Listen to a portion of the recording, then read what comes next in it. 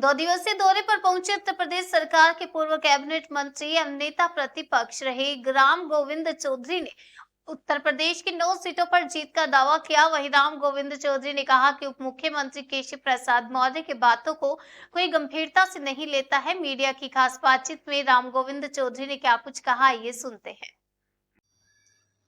आप अम्बेडकर नगर में आए हुए हैं, कटहरी उपचुनाव को आप किस तरह देख रहे हैं?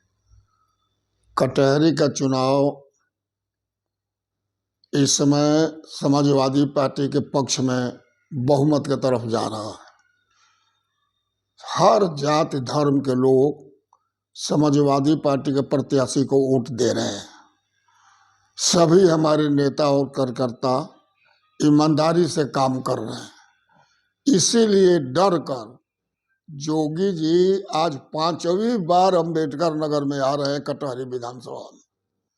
एक मुख्यमंत्री जो प्रदेश का सबसे बड़ा प्रदेश का मुख्यमंत्री हो, उसको बार बार एक विधानसभा में आना ये दर्शाता है कि हताश निराश जोगी जी हो गए हैं। अच्छा, अगर भाजपा कहती है कि हम जीतेंगे तो उसका आधार क्या है? यहाँ से एमएलए रहा है सपा का, एमपी रहा है सपा का, और इतना कौन सा एमपी के चुनाव के बाद इन्होंने काम कर दिया कि लोग भाजपा को वोट देंगे? तो इनका केवल अफवाह है, झूठ है। लोगों को धार्मिक मुद्दे पर जोड़ने का काम करते हैं।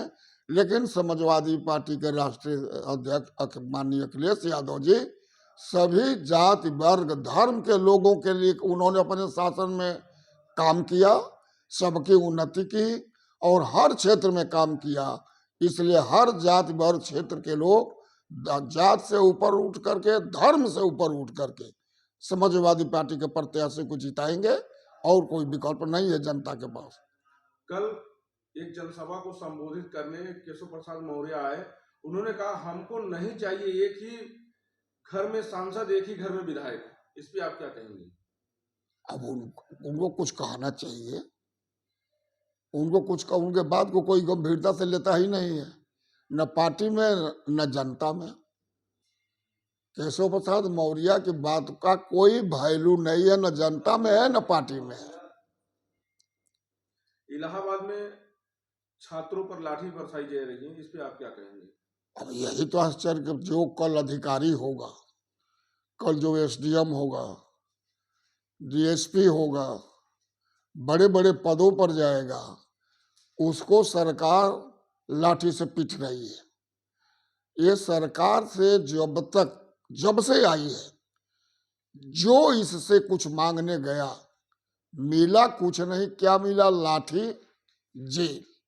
ये लाठी की सरकार है, जेल की सरकार है, बुलडोजर की सरकार है, तोड़ने वाली सरकार है, जोड़ने वाली सरकार, नौकरी देने वाली सरकार और लोगों की मान सम्मान और प्रतिष्ठा करने वाली सरकार अखिलेश यादव की थी।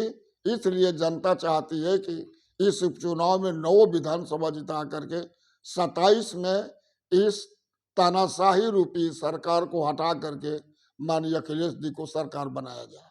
समाजवादी